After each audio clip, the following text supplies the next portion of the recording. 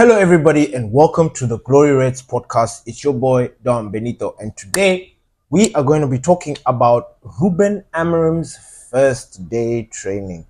And I've got to tell you this, guys. I don't know if you guys have seen the pictures, I don't know if you guys have seen the videos, but I don't think I've ever seen a Manchester United training session behind closed doors. I just need to point that out first.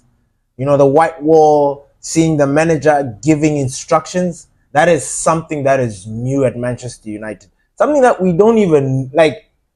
I swear to you, when I saw it, I was like, what is going on? Like, is I was losing my mind.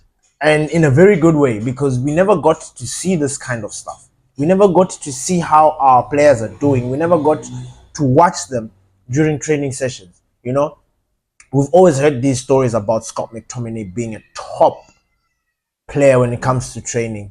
Martinez, the Butcher, all these players. There's certain players that have been hailed as the guys that bring energy, that bring professionalism, that bring this positive energy. You know, we've always heard, but we've never seen it. You know, because every time what they show in the Manchester United websites and the videos and blah blah blah, it's always one touch, you know, chicken in the box. They're running, doing little drills, you know, warm up stuff. Like, we don't see them get into the nitty gritty of things. So watching that was a breath of fresh air. I mean, if there was one way to galvanize the fans and motivate the fans and keep the fans wanting more, that was a right step. Like, that was a good step in the right direction in terms of bringing the community together. Because let me tell you something, Manchester United has been kind of broken. You know, the fan base has been split. You know, there's been just an uneasiness about what's going on at the club. Split fan base. These ones believe this, these ones believe this. But I believe this. Well, I don't know. Because I've been reading articles and I've seen that certain people that are still skeptical, which I totally understand, and we'll get into that. But I think in the general sense of things, it just looks like we are literally turning a new leaf. Like, we're literally turning a new page. And I'm excited about that. I think you've noticed on the thumbnail, there was a quote from the gaffer, which, in fact, there are a couple of quotes that I wanted to discuss and actually just talk about, because I wanted to connect with my gaffer. You know, it was very difficult for me with the Ten Hag situation, and I'll explain why. Don't get me wrong, I'm not upset that Eric Ten Hag was sacked. I'm not upset that we had to go this direction. I am upset that we had to start afresh. Because at the time when we got Eric Ten Hag, I believed that this was the beginning. But then things didn't happen the way they did. You know, things didn't happen. So I understand and I'm cool with it. And I've moved on, and I need to move on. Otherwise, I'm not going to move on. You know what I'm saying? Like, if I keep on being stuck in the past with Eric Ten Hag, I'm not gonna move on I'm not gonna move forward with Amorim. And Amorim is giving me all sorts of vibes. Like, he's giving me the right vibes. He's giving me people person. There's a connection already. There's a rapport that has been built between the gaffer and myself. The way I feel about him, the way I see him doing things, the way he represents himself, the way he talks about Manchester United. I love this manager. I do. And I mean, there are pros and cons to the whole thing, but I am showing my support for this guy, and I'm moving forward because I don't want to keep on being dragged back into this whole Eric Ten Hag thing. I didn't want Eric Ten Hag to be sacked, that's very true, but we needed to move forward. These players clearly were not going to play for Eric Ten Hag, whether he liked it or not. So it made sense to do the change. You know, so I am up for it. But this gaffer is, excuse me, is something special. He truly, truly is. And I like the way he communicates with us. I like how he communicates his ideas and his points across. You know, it's something that, you know, Pastor D might, I don't know if he's gonna deny this or if he's gonna remember this. But I remember one time bringing up this thing with Eric Ten Hag about the language barrier. It was in a heated argument about something. I just cannot remember what it was exactly about. But I remember I got this general sense that Eric Ten Hag is not a very good communicator. He's one of those people that people are going to have to read in between the lines to understand what he said. I think so. I remember it. I swear. Pastor D, please remind me.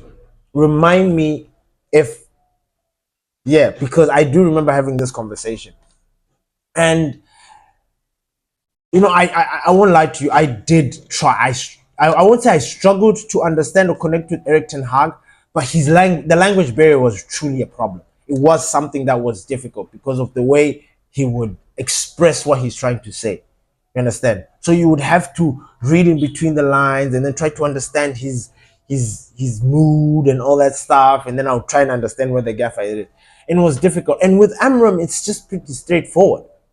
I understand why the fans from Sporting Lisbon were crying, like they were hurt, and they're not even like hating on him because they adore him, they love him, and that same and the way the players treated him when he was leaving, the hugs and the way they were praying, for somebody that is just is leaving them at the position that they're in, you would think there would be some sort of animosity, but no, that guy left Sporting with a clear conscience, I guess.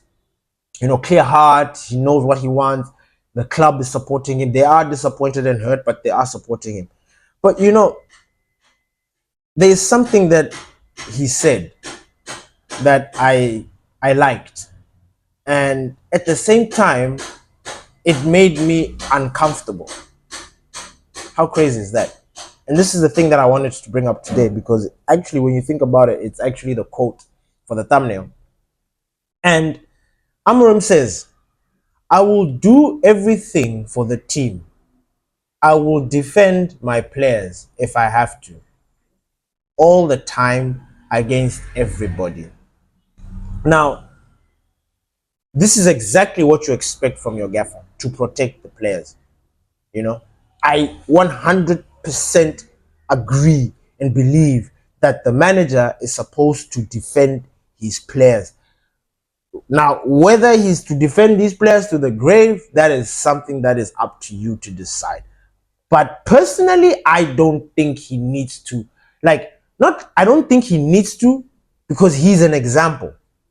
Amorim seems like a manager that leads with an example. Everything that he talks about, he puts himself in that personal thing. And if he's able to do it, so are you. Do you understand? You know how that's how he vibes. He makes you feel like, nah, man, there's no other excuse, So I get this feeling that he's going to protect his players. Now, rightfully so. My only advice is, don't protect these players blindly, because history has shown countless of times. If there's one player that I still do not understand, that baffles me to this day, his attitude and how he's moving, is Marcus Rashford. I don't get him at all these days. There was a point where we were in sync with Marcus Rashford. I think the club, even the fans, everybody was in sync with Marcus Rashford in terms of how he was representing the club, how he was carrying himself. He was more communicative with the fans. I don't know about, I don't feel it now. I don't feel Marcus Rashford connecting with the fans more now. I feel there's distance. And when I think about play like manager like Eric Ten Hag, when he not protected, but backed Marcus Rashford continuously, and now I'm not saying that Marcus Rashford didn't do this, because I don't know, but then we believe through social media, when you post, that's the proof. If you don't do it, then everybody else doesn't think that you did. Maybe he called the gaffer, I don't know. But there's this sense that there was some sort of animosity and beef with Eric Ten Hag. Now I'm sitting here thinking to myself, Eric Ten Hag, I remember sitting here and saying, listen, bro, these same players that you're defending are going to be your downfall. I think me and Pastor D said that a lot. I think majority of everybody else felt the same way. That these players, given the opportunity, given the time, they will throw you under the bus. Now, this is the same situation. Like, I don't think there's anything that has changed in that sense. Just the only difference is that there's a new manager. We're going through a new rebuild. We're going through everything new. Everything is starting fresh at Manchester United. So it's just one of those things where it's like, hey, be careful. So Amorim is going to defend these players until kingdom come. These kids or these players, a lot of these players in that team have got a history of some sort of bad behavior or trouble. Marcus Rashford is always there. Like, he's one of them that is there. So trying to I'm not trying to put a microscope on Marcus Rashford. I'm not saying that. No. I'm just talking about this quote that the gaffer is trying to protect these players, and he says he will do it and defend these guys until almost like until the day he dies, sort of thing. I remember saying that I trust Erik ten Hag with my life. Look where that got me. And now these same players, about to be given that responsibility where it's like, this guy's gonna protect. I get it, but I think you need to take it with the pinch of salt, because these players are gonna throw you under the bus one day. And when that happens, you're going to be shocked. You're going to know. Now, I hope and believe that Amorim is going to be on top of it and sort it out and squash it or whatever. But this quote, it stuck with me, because I believe every other manager that came at Manchester United felt like they were going to do this. They're going to protect the players. They're going to do this until the players had an outburst. And I know the first thing that comes is Sancho and Eriksen thing. And I know a lot of people are going to say that Erik ten Hag didn't back Sancho, and that is absolutely false. Because when that thing was happening, that question, and I know a lot of people have forgotten already because it's in the past. People don't give a shit about the past. But they were asking why Sancho wasn't part of the team. And Erik ten Hag said that it was something to do with the training session. He didn't say anything in a way to throw Sancho under the bus, not even close. Sancho reacts, boom, everything is the way it is. So I'm not going to sit here and start nitpicking and all that stuff. But I think Amorim needs to pay attention to these players. He really needs to, like, the person that I believe that he is to be, like the person that I believe he is, like, I think he's truly going to get the best out of some of these players. Maybe not all of them, but he's going to invoke something different that we've not seen. And I'm excited about that. I truly am excited about that.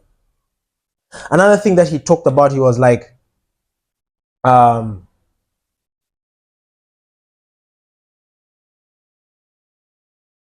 most important thing for him is the team. Says the team is the most important thing. For me. And if you work as a team, then the talent individually shines. This has been my mantra even when I was a kid, even when I was playing school, high school, whatever. Like, how do you play football by yourself? It makes no sense. You can't play football by yourself unless you can't. It's a lie. It's a fucking lie. So I've always had this thing, and this thing used to annoy me with Rashford, Garnacho, like our wingers, because we are looking at our strikers looking like they don't exist, is they are looking so mediocre, and like they look so bad, and they're not scoring goals, their numbers are not very good. And why is that? Because they're not getting supply, right? Then you look at the way football is being played, our wingers. Manchester United, our history is based on wingers and overlapping fullbacks. Like, that's the United way, bombing forward using wingers and stuff. And we have wingers that don't cross balls in. Like, how does that make any sense? We've got players trying to do individual things. Marcus Rashford at one time. Garnacho, you can say he's a kid. I'll take that. But again, he's one. I don't want to say Ahmad, because I've not really seen much of Ahmad. Anthony not being confident. Jadon Sancho. Who else have we had in the wings? Mason Mount was special. So, no, not Mason Mount. Mason Greenwood was special, so I'm not even going to mention him because he put in the numbers. But you understand what I'm talking about. And I've always felt like if the team plays together, like that's just how it is. Like it's football philosophy. I don't understand. Like, yo, you work as a team. If if you guys are really gelling, like things are just gonna flourish. Things are just gonna open up and do things. I can give you a perfect example. You know, I read an article about Mo Salah, uh, Sadio Mane, Jurgen Klopp, and Bobby Firmino. Like that Liverpool, that heavy metal Liverpool that was playing during that time, during that era. And I don't know if you remember that time when Sadio Mane had a burst, like he lost his mind after being substituted and he was pissed off. Man, I read an article that was so juicy. I wish I could have kept that article to myself. And they were basically explaining how those guys never really liked each other. Mo Salah and Sadio Mane. There was this thing. And to make things worse, there was this thing of Jurgen Klopp wanting another winger instead of Mo Salah. It's a man. You read that article, you'll be like, what? What are you guys on about? Like, what are you talking about? Huh? This Liverpool team that went and was smashing teams, like this same Liverpool that was giving Man City the games of this new era of football. Like, are you kidding me? Bruh, that whole, like, Liverpool inside home was broken. They were broken. Bobby Firmino admits to just like saying, like, these guys never spoke. I was the guy that tried to glue them together, but it still wasn't working. And obviously, the article has got other deep stuff I'm not going to go into because it's not the Liverpool show. But my point I'm trying to make is, even with all those issues and troubles that were going on in the squad, those guys were able to come together and do the business, play for each other. Yeah, there are moments, there are selfish moments, which is understandable because they are top players. But in those selfish moments actually resulted in either goals or assists, or something. You understand what I mean? So it's not just one of those things where you're wasting opportunities. Our players do that a lot. Our players do that a lot. Nobody looks like they're shining. The whole team, when we're playing, everybody's wondering what is happening with the squad. Why does it look like it's just individual brilliance, individual whatevers that are going on here? Nobody, like, it always seemed like everybody was playing for himself in his best way possible or whatever, and then we move forward. So that is something that stuck with me, and I was just like, wow, yeah, absolutely. When it comes to Manchester, we need to, but then these players need to like, they need to work as a team. They need to play. If you pass to each other, like what, like if you actively looked to give your friend an assist or provide a goal for your friend, the football gods, they love it. They love determination. They love energy. They love zeal. They love you going. They will assist you. I'm always telling you guys that the football gods exist. They are there. They are watching. They do. They help you. Sometimes you see a ball being ricocheted and it's back in your feet and you are still heading forward when that ball should have gone somewhere else. Those are the football gods. You understand? So our players need to play more as a team, and it's just something that I would love to see more of. It's something that I don't want to miss out on. Honestly, I don't. Another quote from Amorim says, the character, the way we fight, play, we must have an identity. Just exactly like what I was just talking about right now. Looking like every other player is like, it looks like an individual mob. We're just a pack of individual superstars coming together and trying to make things work. That's exactly what is going on. And it didn't look pretty at times. And you know what? I'm sick and tired of people saying that Eric Ten Hag didn't have time to implement this thing, because it's not true. I mean, it is true. He didn't have the time to actually implement the things that he was trying to do. He never. When I'm looking at this right now, I'm thinking it looks all new and different, and I'm just trying to figure it out myself. So, in terms of that, nah. And we've had a lot of these players, the character, the way we fight, play. We must have an identity. The way we fight, we've had a lot of players here not tracking back. We've had players not track back. We've had players when they lose the ball, they just chill. Like this has been a disease, a pandemic in Manchester United. And I'm actually glad. This is one, you know what? I think if there's one thing that I would like or I would have taken from this interview or whatever, what Amorim is trying to bring to Manchester United, it's this laziness. This thing of where players is like, they come on the pitch and it's like, you cover that, you do that, I'm supposed to do this, I'm not gonna do that. You know what I'm saying? They don't track back, they don't do any of that stuff. That is not right because it puts a lot of load on other, like it puts puts more load on other players, causing them to be overwhelmed, and then they lose opportunities or lose possession or they get, like, you know what I'm saying? So it becomes a problem. It becomes a problem.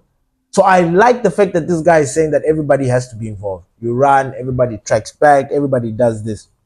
He says it. He says everybody has to be involved. Running back, playing, and enjoying. We know that we need time. But we have to win time. Eesh, this coach. Now I understand why Cristiano Ronaldo was saying that this guy is a poet. Man, this is all beautiful words. I know we need time, but we have to win time. To win time is to win games. Easy. To win time is to win. Man, like, I mean, duh, but I mean, the way he said it, I mean, like, wow. I'm not wow, but you understand? I'm in my feels. You understand what I mean? Identity is the most important thing. So basically, what his first order of business at Manchester United, and he said it in his quote, my first thing at Manchester United is to have an identity. The identity is having that formation, the 3-4-3. Without that, there's no identity. How does he implement or influence the players in the game if he doesn't have his formation ready? It makes no sense.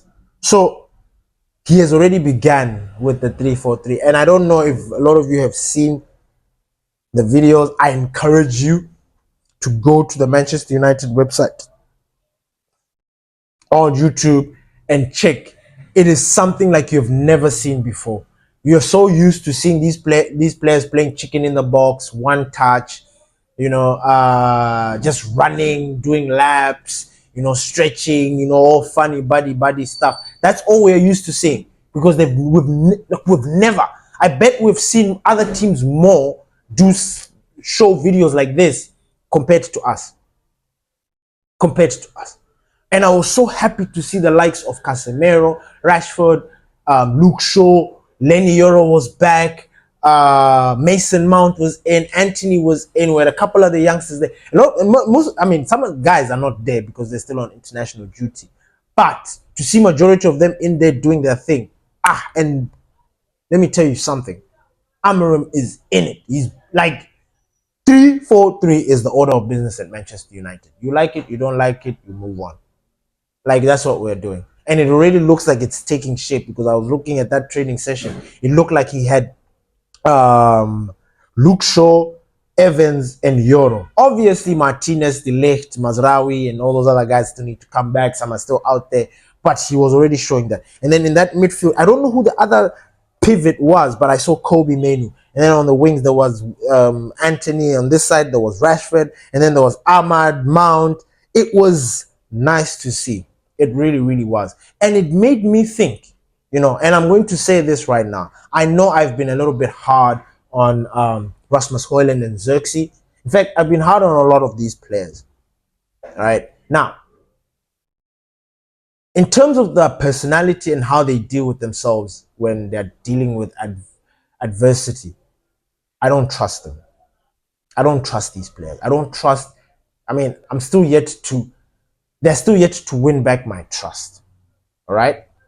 But the footballing aspect of things, obviously, like with Rasmus Højlund, I have to admit, I am nitpicking. And when I say I'm nitpicking, I say that No, I'm not nitpicking. It's actually true. It's a fact. It's just that I'm pointing out things that I'm sure can be worked on. I'm sure he can improve on these things. You understand? And for a player who is supposed to be leading the line for Manchester United, you can't have these childish tendencies that he has. You know, these being knocked off the ball, like not being very strong enough. He looks good when he has the ball and he's running, taking on players, but then off the ball, sometimes he just looks bad. You know, so I want to somehow retract my words and say that listen, I'm willing to give this guy a chance. I'm willing to see what Amorim is going to cook with these guys. Because based on everything that he has said and everything that he has done, everything that he has achieved, what he is trying to do with the players that we've got, players are back from injury. I think a lot of teams need to be careful of Manchester United right about now. Because a lot of them are suffering injuries and we are actually getting our shit back together. You know? So beware. Don't be surprised Man United is in the top four. You know, I'm just saying. So it's one of those tricky situations. So with that being said, I'm willing. I'm willing to see the changes. I'm willing to see who is accepting, who is embracing. In fact, I got the impression that Amorim won't give a damn. Like if you are not able to get in line with everybody else, he's not going to waste his time with you. That's just how I felt about it. He's not going to waste time. He's just going to move on. He's going to move on. I'm telling you. And he's going to find somebody else who's going to do your job. Because I don't think he has the time. Time is everything for him. He needs patience. He needs patience from the fans. And the only way he can get patience from the fans is if he wins games. And the only way he can win games is if he gets the idea across. And if he doesn't get the idea across, you know what I'm saying? So that's where it becomes a bit of an issue. And he talked about how he's going to focus on the small little details, you know, pressing, how to play. These players need to enjoy. You know, he said a couple of things that I think should motivate these players. You know, he talked about after doing the tour of Manchester United, he was like, you know what, these players we need to do this thing every once in a while, every now and then, where these players tour the stadium, they relive and like they basically go through the tour so that they can understand and appreciate what it is to be a Manchester United player. That for me was something that I was like, wow, Amorim, you are deep, my friend. You are very deep. He was like, these players, you know, if you've been in a club like a giant club like Manchester United and you spend a long time without winning without winning major trophies, it can get a little bit lost in people. Like it becomes something like a normal thing. You know, like Arsenal. Arsenal are used to not winning trophies and shit. Like it's okay. No, Tottenham, I don't even want to talk. They don't win. But you understand my drift. You see. So he emphasized that point. And then he talked about another thing that I enjoyed watching him in his interview was the way he was how he was already we as Manchester United. We. And I'm like, my friend, you've just been here 2 seconds. You're already my guy. My guy. My guy. I'm going to war with you. And I need to declare this, like just the way that everybody else is gonna protect Amorim, the way Amorim is gonna protect his players from everybody. I am going to protect Amorim from you guys, like the world. I mean, obviously, unless it is just proving to be, you know, like wow, dude, now you gotta go. That's when maybe. But then I am defending this guy. I don't believe this guy is a bad coach. Just the same way I didn't believe Erik ten Hag was a bad coach. I believed Erik ten Hag needed time just as much as I believe this guy needs time. This is road to 150, guys. There's a lot that is hinging, and this is in your stuff, you know. And the last thing that I needed to talk about, and I wanted to mention before I wrap this up, you guys all know that Amorim has got no veto, right? And by that, it means that he doesn't have a final say in signings, players that are coming in, players he wants to get rid of. Like, he has no final say. With that being said, also his title has been moved from manager to head coach, right? I think that I believe, or I suppose that comes with limitations or whatever. I don't know. Maybe there's a restriction to that title. I don't know. Now, I sit here and I read articles about Amorim has made his first call. He knows who he wants to sign. He already earmarked the player that he wants to get to bring to Manchester United. He's this player. Ruben Amorim already knows he wants to get rid of Anthony. And I'm just sitting here thinking to myself, look, I don't know about you guys, but I just file those under bullshit. Because this is the same thing that always happens. And I need you guys to pay attention to this. In the beginning of everything, it is made clear. In fact, in the past, it wasn't made clear. We had to read in between the lines to actually understand. Same thing with Erik ten Hag. But there's always this thing of like the manager is the one that's bringing in the players.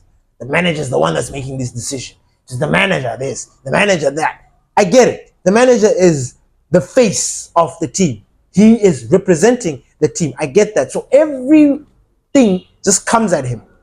But I don't believe that that is right. Because we know that the people above this guy are the ones that are calling the shots. So you newspaper articles and you journalists and you people, why don't you quote and say things Ineos, Ineos, Ineos? Why do you put Amorim in there?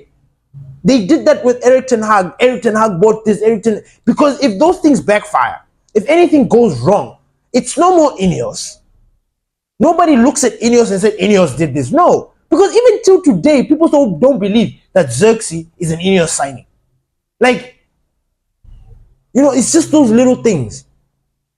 So I get annoyed every time I come across an article. I see people talking about, the coach did this. The coach, he brought this player. Oh no, when you get into chat rooms, when people are just throwing in numbers and throwing in transfer talk or whatever, people don't want to understand. They're just like, this guy's just spent this money. I'm like, who? Did he have the veto? No. You see? So these are the little things. And like these articles that are coming out right now. Scouts checking players, that's a different story. That is a whole different thing. If you've got Manchester United scouts, they're everywhere. They're even here in Africa. I wouldn't be surprised. They're here in TZ, just chilling, waiting to see them. I wouldn't be surprised. But they are everywhere. They are watching potential football players rise from, So it's not uncommon. But then now for you guys to switch this thing and start saying that, it's the manager, it's this. This is where I have the problem. And right now there are a couple of articles that are out there coming out saying that Amorim knows he wants to get rid of Anthony. He's already earmarked the players that he wants to bring. And I'm just like, these guys want to set up my gaffer again. They want to set him up. They want to start saying things that he's got he's got no jurisdiction to these things. But here they are throwing his name in that whole mix and trying to make him part of that thing. And I don't think it's right. I really, really don't think it's right. And it's just something that is annoying. But before I close this thing, I'm just saying that I'm happy to see life has changed at Manchester United. Waiting to see the other boys coming in. I think we're going to beat Ipswich in the weekend. I really do. Because if you look at the enforcement, like the guys that have come back, like these were very key players. Like Luke Shaw is gonna be a very key player for us. I know he has irritated us. I know he has put us in a funk. Like Luke Shaw. Like people are just expecting him. Like if he gets injured again, it's a wrap for Luke Shaw. Believe. Like if he goes out for another 3 months or whatever, it's a wrap. People are not gonna accept it. But I think people are happy and relieved that, oh my God, Luke Shaw is back in ground training. I'm ready. I'm happy for Euro. Because like I said, Euro's our best defender at Manchester United. He's the best. So I'm just excited. I'm excited. Luke Shaw coming in. Mason Mount, guys. Keep an eye out for Mason Mount. Mason Mount, oh man, my fantasy player. Mason Mount is just one of those players that I will never understand how we got this player, but I'm so grateful that we have him. Because when he was at Chelsea, I was jealous. I won't lie, I was jealous.